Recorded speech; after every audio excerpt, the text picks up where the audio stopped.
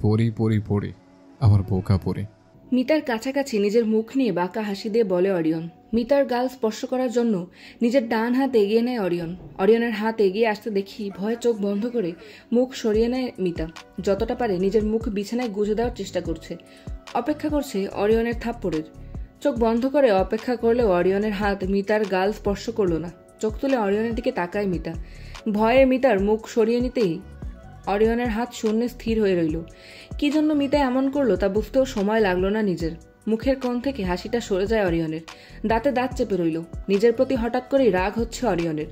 মিতা চোখ তুলে অরিয়নের দিকে তাকাতেই দেখতে পায় অরিয়ন মিতার দিকে তাকিয়ে আছে। নিজের হাত বাড়িয়ে হাতের উল্টো পাশটা দিয়ে মিতার গাল স্পর্শ করে। মিতা একদৃষ্টিতে তাকিয়ে আছে অরিয়নের দিকে। সে ভুল আর হবে না লাভ। মিতার চোখের দিকে তাকিয়ে বিড়বিড় করে বলে অরিয়ন। লাভ? কিসের লাভ? মনে মনে ভাবে মিতা।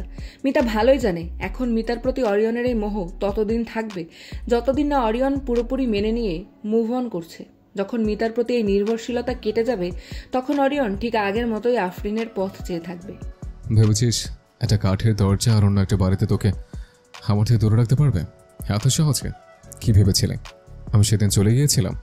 কথাটা বলেই ফিক করে হেসে দেয় অরিয়ন। মিতা ভ্রু কুচকে তাকিয়ে রইল অরিয়নের দিকে। চাবি হাতে সারা রাত দরজার সামনে দাঁড়িয়েছিলাম আমি। নিজের হাতের বুড়ো আঙুল দিয়ে মিতার নিজের ঠোঁট স্পর্শ করে বলে অরিয়ন। অরিয়নের কথা শুনে অবাক হয়ে যায় মিতা। কি বলছে এসব? এতটা মরিয়া কেন বিহেভ করছে অরিয়ন? কিছুই যেন মিতার মাথায় ঢুকছে না। নেক্সট টাইম আমি ভদ্রতা দেখিয়ে দাঁড়িয়ে থাকবো না পরি। চাবি থাকুক বা না থাকুক, দরজা ভেঙে হলেও তোর কাছে যাব। মিতার চোখের দিকে তাকিয়ে বলে অরিয়ন। নিজের থেকে আমাকে দূরে সরাতে দেব না আমি। কেন? অরিয়ন কথাটা বলতেই জিজ্ঞেস করে মিতা। মিতার মনে একটু হলেও আশার আলো জাগছে। এই ভেবে হয়তো এই কয়েক মাসে মিতার প্রতি একটু হলেও ভালোবাসা জন্ম নিয়েছে অরিয়নের মনে। অধীর আগ্রহ নিয়ে তাকিয়ে রইল অরিয়নের দিকে। কারণ তুই আমার ওয়াইফ, কারণ তুই আমার পরি। মিতার দিকে তাকিয়ে বলে অরিয়ন। অরিয়নের জবাব শুনে মিতার আশা হতাশায় রূপ নিতেও সময় নিল না। কি ভেবেছিল সে এত বছরের ভালোবাসা ভুলে তাকে ভালোবাসবে? আফরিনকে ভুলে যাও এতই সহজ? সে শুধুই অবসেশন ছাড়া আর কিছুই না। নিজের মনকে বলতে থাকে মিতা। ক্ষণিকের মধ্যে তাচ্ছিলের হাসি ফুটে ওঠে মিতার ঠোঁটে। চোখের কোণে হালকা করে পানি জমে। নিজেকে শক্ত করে তীক্ষ্ণ দৃষ্টিতে তাকায় অরিয়নের দিকে। হাত ছাড়ো, কঠোরভাবে বলে মিতা। পারলে ছাড়িয়ে নে। মিতার হাতে আরো প্রেসার দিয়ে বলে অরিয়ন। আমাদের দুই বোনকে ইউজ করতে খুব ভালো লাগছে তোমার, তাই না? ঘৃণার চোখে অরিয়নের দিকে তাকিয়ে বলে মিতা। মিতার কথা শুনে হাত আরো শক্ত করে ধরে অরিয়ন। চোখে রাগ ফুটে ওঠে সাথে সাথে। কি বললি? দাঁতে দাঁত চেপে বলে অরিয়ন। যা শুনেছ তাই বলেছি। সাথে সাথে জবাব দেয় মিতা। মুখ সামনে কথা বলবি পরি। উচ্চস্বরে বলে অরিয়ন। ও তাই নাকি? তো মিস্টার অরিয়ন, আপনার কেমন লাগছে আমাদের দুবো? চুপ, একদম চুপ। ক্ষণিকের মধ্যেই অন্য হাত দিয়ে মিতার মুখ চেপে ধরে অরিয়ন। মিতা নিজের কথাও শেষ করতে পারেনি। আমি সহ্য করছি বলে এই না তুই যা খুশি তাই বলবি। নিজের মুখ মিতার কাছাকাছি নিয়ে বলে অরিয়ন। ও, তুমি ইউজ করছো না? আমি আবার ভাবলাম করছো। দেখো না এই মুহূর্তে আমার জন্য কত ডেসপারেট তুমি। আবার আপুর দিকে তাকালে তোমার চোখে ভালোবাসা ছাড়া কিছুই দেখা যায় না। তাচ্ছিলের হাসি যেন মিতার মুখ থেকে সরছেই না। পরি, কি সত্যি কথা গায়ে লাগছে? ও ওয়েট, আমার জন্য এত ডেসপারেশন কি আমার সাথে রাত কাটানোর জন্য? আমাকে তোমার এতই ভালো লেগেছে যে 6 বছরের ভালোবাসাও ভুলতে সময়। মিতার কথা শেষ হওয়ার আগেই থাপ্পড় মারে অরিয়ন। অরিয়নের হাত মিতার গাল স্পর্শ করতেই মুখ অন্য পাশে ঘুরে যায় মিতার। পরক্ষণেই চোখ দিয়ে পানি পড়তে শুরু করেছে মিতার। তোমার আফরিন ফিরে এসেছে। কেন তোমরা একে অপরের কাছে ফিরে যাচ্ছ না? কেন আমাকে মুক্তি দিচ্ছ না এসব থেকে? আমি তোমার নিড মেটাতে পারবো না। তারমিতা, ভয়ানকভাবে চেঁচিয়ে ওঠে অরিয়ন। মিতার চোখ দিয়ে পানি পড়া ক্ষণিকের জন্য কমছে না। যেখানে দুজনের কাছে থাকা সম্ভব না সেখানে কেন মিতা মিথ্যে স্বপ্ন নিয়ে বাঁচবে? তুই আমার সম্পর্কে এরকম ভাবতে পারলি? প্রশ্ন করে অরিয়ন। তোর মনে হয় আমি তোর শরীর চাই? কথাটায় যেন ঘৃণা ছাড়া কিছুই প্রকাশ পেল না। অরিয়নের প্রশ্ন শুনতেই মুখ অন্য পাশে ঘুরিয়ে নেয় মিতা। সময় এসেছে অরিয়নের সত্যিটা মেনে নেওয়ার। মেনে নিতে হবে যে ওর একমাত্র ভালোবাসা শুধুই আফরিন। মেনে নিতে হবে যে মিতার ভালোবাসা ছাড়া এমন কোনো সম্পর্কে কখনো থাকবে না। মিতার মুখ ঘুরিয়ে নেওয়াটা যেন থাপ্পড়ের মতো অরিয়নের মুখে পড়ল। এই ঘুরিয়ে নেওয়াটা মানে এমনটাই ভাবে মিতা। ঝড়ের গতিতে মিতার থেকে সরে আসে অরিয়ন। নিজের রাগ কন্ট্রোল করতে না পেরে চেঁচিয়ে ওঠে অরিয়ন। তোর শরীর চাই আমি? ড্রেসিং টেবিলের উপর থেকে সবকিছু ছুঁড়ে ফেলে দিয়ে চেঁচিয়ে ওঠে অরিয়ন। আমার সম্পর্কে আমার জঘন্য ভাবিস তুই? সোফায় লাথি মেরে বলে অরিয়ন।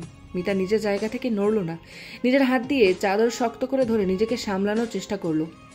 এসব ভেবে আমার থেকে দূরে সরে যেতে চাস তুই? দেয়ালে সজোরে ঘুষি মেরে বলল অরিয়ন। আমার থেকে দূরে সরে যেতে চাস? দূরে যেতে চাস? দূরে যেতে চাস?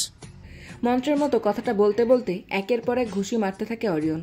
হাত থেকে রক্তও বের হওয়া শুরু করেছে, তাও থামছে না অরিয়ন। বিছানায় শুয়ে থাকা মিতা চোখ দিয়ে না দেখলেও ভালো করে জানে অরিয়ন এখন কি করছে। নিজের মনকে শক্ত করে শুয়ে রইল মিতা। এখন অরিয়নের এই পাগলামতো কেয়ার দেখাতে গেলে মিতার জন্য সবটা আরও কঠিন হয়ে পড়বে। মিতার চোখ দিয়ে ফোঁটা ফোঁটা পানি পড়তে শুরু করেছে বিছানার চাদরে। হুট করে হাসতে থাকে অরিয়ন। হঠাৎ করে এরকম শব্দ করে হাসিতে মুখ ঘুরিয়ে অরিয়নের দিকে তাকায় মিতা। এমন কেন করছে বুঝতে পারছে না। একটু আগেও তো রাগান্বিত ছিল, তবে এখন কেন এভাবে হাসছে তাও বুঝতে পারছে না মিতা। নিজের রক্তাক্ত হাত কোমরে রেখে হাসতে থাকে অরিয়ন। হাসতে হাসতেই মিতার দিকে এগিয়ে যায়। বিছানায় শুয়ে থাকা মিতা অরিয়নের এগিয়ে আসা দেখছে।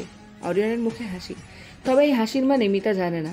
চেহারা দেখে কিছুই বুঝতে পারছে না মিতা। অরিয়ন বেডের সামনে আসতেই মিতার পা ধরে টান দিয়ে কাছে নিয়ে আসে। কি হচ্ছে মিতা তা ভাবারও সময় পেল না। বিছানার শেষ দিকে আসতেই হাত ধরে টান দিয়ে বসায় অরিয়ন। হাঁটু ভেঙে মাটিতে বসে পড়ে নিজেও। মিতার কাছাকাছি যতটা সম্ভব এসে দুহাত শক্ত করে ধরে রাখে অরিয়ন।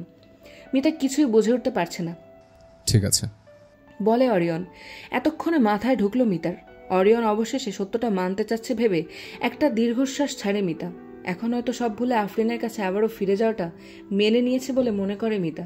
নিজের হাত ছাড়িয়ে নেওয়ার চেষ্টা করতেই তা আরও শক্ত করে ধরে অরিয়ন। মিতা ভ্রুকুচকে তাকিয়ে থাকে অরিয়নের দিকে। তোর যদি মনে হয় আমি তোর শরীরের জন্য তোকে চাই, তাহলে তাহলে এই সম্পর্ক থেকে বেরিয়ে আসা উচিত, তাই না? মুখে একটু হাসি ফুটে বলার চেষ্টা করে মিতা। মিতার হাসির বিনিময়ে মিষ্টি এক হাসি ফিরিয়ে দেয় অরিয়ন। তাহলে তাই। কথা শেষ করে বলে অরিয়ন। অরিয়নের কথা শুনতেই মুখ থেকে হাসি গায়েব হয়ে যায় মিতার। তাই মানে কি? কি বলতে চাচ্ছে কিছুই বুঝতে পারছে না মিতা। মানে? প্রশ্ন করে মিতা। তোর শরীরের জন্য চাই, তাই তো? তাহলে তাই। এই জন্য হলেও তোর থেকে যেতে হবে। আমার থেকে দূরে যেতে পারবি না তুই। মিতার হাতে আলতো করে চুমু খেতে খেতে বলে অরিয়ন। অরিয়নের কথা শুনতেই চোখ বড় বড় হয়ে যায় মিতার। নিজের হাত ছড়ানোর চেষ্টা করলেও সফল হয় না। তোর ঘৃণা আমি সহ্য করতে পারবো, কিন্তু তোর থেকে দূরে থাকা সম্ভব নয়। এতে যদি তোর হাতটা বেঁধে তোকে আটকে রাখতে হয় তাহলে তাই করব। কথাটা বলেই উঠে দাঁড়ায় অরিয়ন। আফরিনের প্রতি আমার অনুভূতি কি হয়েছে আমি জানি না। তোর জন্য আমার হঠাৎ করে কি হয়েছে আমি তাও জানি না। তবে মনে রাখ, যদি তোর আমার থেকে দূরে যেতেই হয় তবে তুই যেন একজনের লাশের উপর দিয়ে যেতে হবে। কথাটা বলতে বলতে নিজের রক্তাক্ত হাত নিজের গায়ে থাকা শার্টে মুছতে থাকে। তুই আমাকে ছেড়ে দিয়ে অন্য জায়গায় সুখে সংসার করবি, সেই স্বপ্ন তোর স্বপ্ন থেকে যাবে। তুই অন্য কারো হওয়া দেখার চাইতে তোর লাশ থেকে পছন্দ করবো আমি। কথাটা বলেই মিতার ঠোঁটে হুট করে চুমু খায় অরিয়ন। ড্রয়িং রুমে বসে কফি খাচ্ছে অরিয়ন, হাতে পাশেই ল্যাপটপ রাখা। মিতার সাথে কথা বলা শেষ করে নিজের রুমে চলে যায় অরিয়ন। গতকাল রাতে মিতাকে দেখবে বলে বাড়িতে তাড়াতাড়ি চলে আসে অরিয়ন, কিন্তু মিতা তখন নিজেদের বাড়ি চলে গেছে। গেস্ট রুম থেকে বের হয়ে যেতে নিয়েও বের হলো না অরিয়ন। বিছানায় নিজের গা এলিয়ে দেয়। মিতার সবকিছুই যেন স্বস্তি নিয়ে আসছে অরিয়নের জীবনে। খালি রুমটাও যেন অরিয়নকে ফিল করাচ্ছে মিতার উপস্থিতি। শুয়ে থাকতে থাকতে কখন ঘুমিয়ে পড়েছিল খেয়াল করেনি অরিয়ন। সকালে ঘুম ভাঙলে অপেক্ষা করতে থাকে মিতার। মিতা যখন আসলো তখন অরিয়নের এই ভেবে রাগ উঠে গেল যে মিতা নিজেকে অরিয়নের থেকে দূরে রাখার চেষ্টা করছে। কফি খেতে ব্যস্ত থাকা অরিয়নের সামনে হাবিব চৌধুরী এসে দাঁড়ায়। মাথা উঁচু করে নিজের বাবার দিকে তাকায় অরিয়ন। কিছু বলবে? কফি মগ টেবিলের উপর রেখে সামনে দাঁড়িয়ে থাকা হাবিব চৌধুরীর দিকে তাকিয়ে প্রশ্ন করে অরিয়ন। হাবিব চৌধুরী কোনো জবাব দিল না, অরিয়নের দিকে এক দৃষ্টিতে তাকিয়ে রইল। কিছু কি হয়েছে? বসা থেকে উঠে দাঁড়িয়ে প্রশ্ন করে অরিয়ন। হঠাৎ করে বিদ্যুতের গতিতে হাবিব চৌধুরীর হাত গিয়ে স্পর্শ করে অরিয়নের গালকে। থাপ্পড় বসিয়ে দিয়েছেন হাবিব চৌধুরী। হাবিব চৌধুরীর থাপ্পড়ে ব্যথা পায়নি অরিয়ন, তাও হঠাৎ করে এরকম হওয়ায় মুখ অন্যদিকে সরে গেল। অরিয়ন অবাক হয়ে নিজের বাবার দিকে তাকায়। এত বড় সাহস তোর, তুই মিতার গায়ে হাত তুলিস? অরিয়নের শার্টের কলার ধরে বলে রাগান্বিত হাবিব চৌধুরী। এতক্ষণে হাবিব চৌধুরীর রাগ বুঝতে পারছে অরিয়ন, তাও কিছু বলল না। মাথা নিচু করে নিচের দিকে তাকিয়ে রইল অরিয়ন। এই শিক্ষা দিয়েছি তোদের, পুরুষের মতো নিজের স্ত্রীর গায়ে হাত তোলার? অরিয়নের কলার ধরা অবস্থায় চেঁচাতে থাকে হাবিব চৌধুরী। জবাব দে, কি জন্য মিতার গায়ে হাত তুলেছিস? আবারও প্রশ্ন করে হাবিব চৌধুরী। কি জবাব দেবে অরিয়ন? এই যে মিতার ওই কথাটা শুনে মাথা খারাপ হয়ে গেছিল অরিয়নের, নাকি মিতা অরিয়নের সম্পর্কে এমনটা ভাবতে পারে তা বুঝে কষ্ট লাগছিল অরিয়নের, তা নাকি নিজেকে প্রতিবার মিতার সামনে হেল্পলেস মনে হয়, তা নাকি নিজের কোনো কিছুই আর কন্ট্রোল করার ক্ষমতা নেই অরিয়নের, তা অরিয়ন কোনো জবাব না দিয়ে চুপ করে রইল। জবাব দে অরিয়ন, তা না হলে আমি ভুলে যাব তুই আমার ছেলে। চিৎকার করে বলে হাবিব চৌধুরী। আনিকা চৌধুরী বাইরে থেকে সবেমাত্র বাড়িতে পা দিয়েছে। বাড়িতে ঢুকতেই ড্রয়িং রুমে হাবিব চৌধুরী আর অরিয়নকে এভাবে দেখে অবাক হয়ে যায়। হাতে থাকা ব্যাগ ফেলেই দৌড়ে চলে যায় দুজনের কাছাকাছি। হাবিব ছাড়ো, কি করছো তুমি? ছাড়ো বলছি। হাবিব চৌধুরীর হাত ধরে ছাড়ানোর চেষ্টা করতে করতে বলে আনিকা চৌধুরী। ছেড়ে দিব? তোমার গুণধর ছেলেকে জিজ্ঞেস করো কি করেছে ও। আনিকা চৌধুরীর দিকে তাকিয়ে বলে হাবিব চৌধুরী। কি করেছে? তুমি ওর কলার ছাড়ো। আনিকা চৌধুরী হাত ছাড়াতে ছাড়াতে বলে। আনিকা চৌধুরীর চেষ্টায় হাত ছেড়ে দেয় হাবিব চৌধুরী। অগ্নি দৃষ্টিতে তাকিয়ে থাকে অরিয়নের দিকে। কি করেছিস তুই? হাবিব এত রেগে গেল কেন? অরিয়নের দিকে তাকিয়ে প্রশ্ন করে আনিকা চৌধুরী। অরিয়ন কিছু না বলে চুপ করে রইল। কি হয়েছে বল।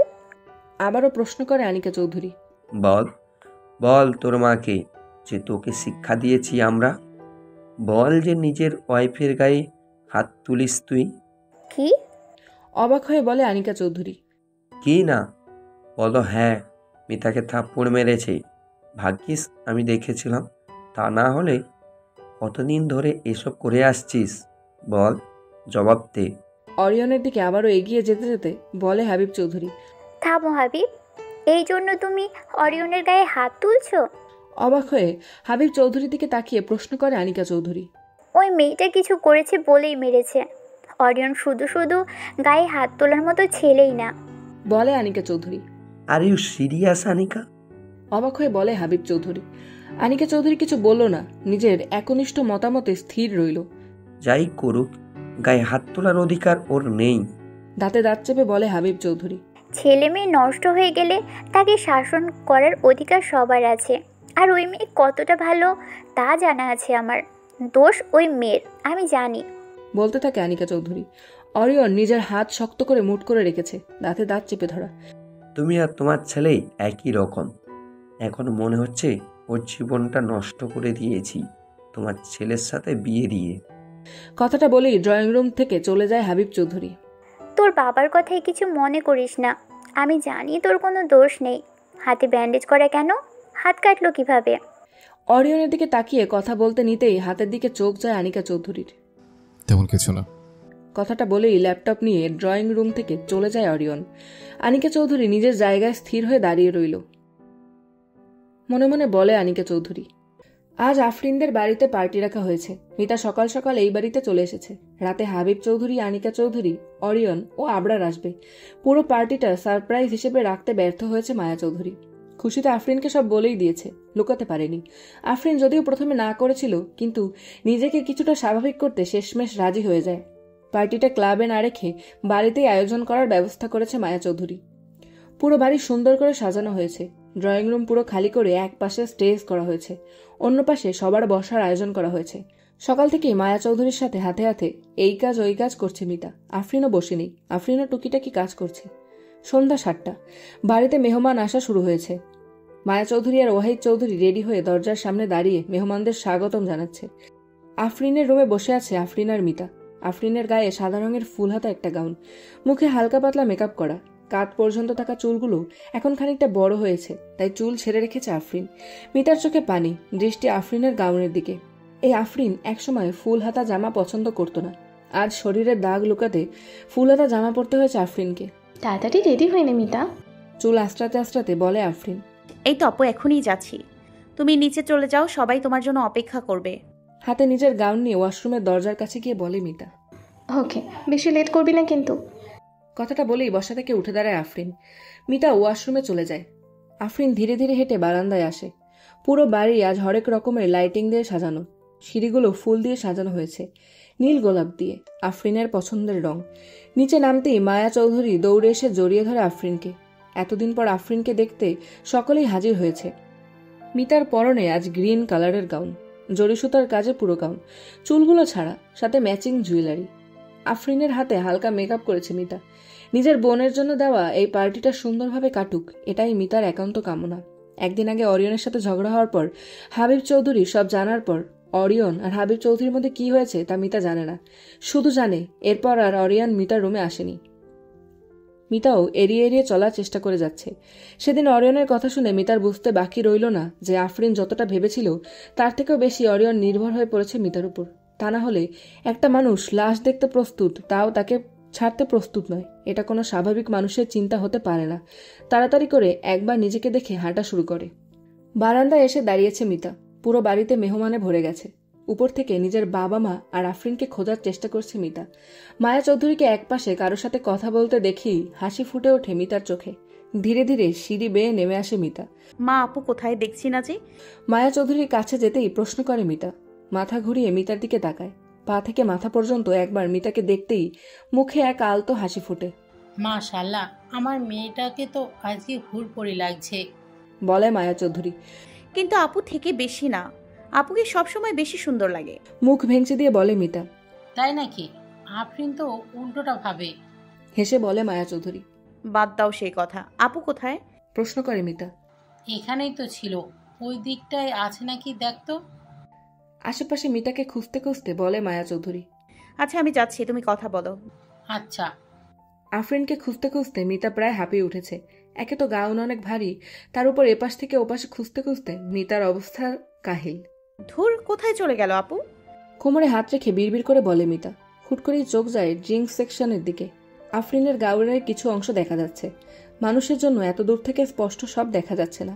মিতা তাড়াতাড়ি করে একটু এগিয়ে যেতেই দেখতে পায় আফরিন দাঁড়িয়ে আছে। আফরিনের সামনেই টুলের উপর বসে আছে আবরার। কিছু একটা নিয়ে দুজনে কথা বলছে। আবরারের পরনে আজ ব্লু কালারের স্যুট। আবরারের পাশেই বসে আছে অরিয়ন, পরনে ব্ল্যাক কালারের স্যুট। অরিয়ন তাকিয়ে আছে আবরার আর আফরিনের দিকে, নাকি শুধু আফরিনের দিকে। এক অজানা দৃষ্টিতে আফরিনের দিকে তাকিয়ে আছে অরিয়ন। কি সেই চাহনির মানে? ভালোবাসা? প্রশ্ন জাগে মিতার মনে। আবরারের সাথে কথা শেষ করতেই আফরিন ফিরে তাকায় অরিয়নের দিকে। অরিয়নের দিকে তাকাতেই আফরিনের ঠোঁটে বিশাল এক হাসি ফুটে উঠেছে। অরিয়নও আলতো করে এক হাসি দিল। তোর কারণে এরা আজ আলাদা, তোর কারণে এরা একে অপরকে মেনে নিতে পারছে না। মিতার মনে কথাগুলো উঠতে থাকে। বুঝতে পারে চোখ ভিজে এসেছে মিতার। মিতার সেদিকে না গিয়েই উল্টো দিকে হাঁটতে থাকে। লেডিজ অ্যান্ড জেন্টলম্যান, সকলের উদ্দেশ্যে বলে ওঠে আবরার। সবাই খেয়ে যার যার টেবিলে বসে আছে। মিতার পাশে অরিয়ন বসা। অন্য টেবিলে হাবিব চৌধুরী, ওয়াহিদ চৌধুরী, আনিকা চৌধুরী ও মায়া চৌধুরী বসে আছে। অরিয়নকে দূরের কোনো টেবিলে দেখা যাচ্ছে। আফরিন আপু সব বিপদ আপদ পেরিয়ে আমাদের মাঝে ফিরে আসতে পেরেছে, তাই বিশাল খুশি আমরা। তাই এই দিকে আপুকে ডেডিকেট করে একটা গান গাইবো আমি। আবরারের কথাটা বলতেই সকলে খুশিতে চেঁচিয়ে ওঠে। সেই হয়েছে আরিয়ান ভাইয়া, অনেক সুন্দর। চেয়ার থেকে উঠে চেঁচিয়ে বলে মিতা। পাশেই আফরিন হাতে তালি দিচ্ছে। মুখে ফুটে আছে বিশাল হাসি। এখন গান গাইবে আরিয়ান ভাইয়া। কথাটা বলেই হুড় হুড় করে হেঁটে গিয়ে অরিয়নের হাতে মাইক দিয়ে দেয় আবরার। মিতা দূর থেকে দেখছে অরিয়ন গান গাইতে চাচ্ছে না। আবরার হাত ধরে জোরাজুরি করছে, একটু রাগ করার অভিনয় করছে। অবশেষে হাল ছেড়ে দিয়ে উঠে দাঁড়ায় অরিয়ন। স্টেজের মাঝখানে গিয়ে দাঁড়ায়। If the world is ending, I wanna be next to you. I wanna hold you just for a while and down with a smile. গান গাইতে গাইতে কি হলো কেউ কিছু বুঝে ওঠার সময় পেল না। মাইক ফেলেই দৌড় দেয় অরিয়ন। সবাই অবাক হয়ে তাকিয়ে আছে অরিয়নের দিকে। হঠাৎ করে কেন দৌড় দিল তা বুঝতে পারছে না। অরিয়নের দৌড় দেখে আফরিন আর মিতা নিজেদের চেয়ার ছেড়ে উঠে দাঁড়ায়। মিতা স্পষ্ট দেখতে পাচ্ছে অরিয়ন দৌড়ে এই টেবিলের দিকেই এগিয়ে আসছে। কিছু বুঝে ওঠার আগেই মিতার সামনে এসে দাঁড়ায় অরিয়ন। মিতার কানে একটা অদ্ভুত শব্দ আসতেই মাটিতে লুটিয়ে পড়ে অরিয়ন। কিছুক্ষণ আগে স্টেজে দাঁড়িয়ে গান গাইছে অরিয়ন। গান গাইতে থাকা অরিয়নের নজর একটু পরপরই মিতার দিকে যাচ্ছে। পরীকে কেন আজ এত সুন্দর লাগছে অরিয়নের কাছে তা বুঝতে পারছে না। তবে শুধু এতটুকুই মনে হচ্ছে, যতবার মিতার দিকে তাকাচ্ছে ততবারই অরিয়নের নিঃশ্বাস আটকে আসছে। And wanna hold you just for a while and die with a smile. গানের লাইনটা গাইতেই আবারও মিতার দিকে তাকাতেই একটু অবাক হয় অরিয়ন। মিতার কপালের দিকে লাল রঙের লাইটের আলোর কিছু দেখা যাচ্ছে, কিন্তু প্রতিনিয়ত আলোটা সরে সরে তার জায়গা বদল করছে। আশেপাশের কোথা থেকে এই আলো আসছে তা দেখার জন্য সব লাইটের দিকে ভালোভাবে তাকায় অরিয়ন। গানে ব্যস্ত সবাই কারো মুখের দিকে তাকানোর প্রয়োজন মনে করেনি। সকলের নজর শুধু স্টেজে দাঁড়িয়ে থাকা অরিয়নের দিকে। চারপাশ একবার দেখেও যখন আলোর উৎস খুঁজে পেল না অরিয়ন, তখন আবারও মিতার দিকে তাকায়। লাইনটা গাইতে গাইতে আবারও মিতার দিকে তাকায় অরিয়ন। লাল রঙের আলোটা একবার কপাল বরাবর ও একবার বুকের দিকে দেখা যাচ্ছে। Laser light. মনের মধ্যে কথাটা উঠতেই মাইক ফেলে দৌড় দেয় অরিয়ন। মিতার সামনে এসে দাঁড়ায় অরিয়ন। মিতার দিকে হাত বাড়িয়ে দেওয়ার আগেই গুলি এসে লাগে অরিয়নের বুকে। নিমেষেই মাটিতে লুটিয়ে পড়ে অরিয়ন। রিয়ন!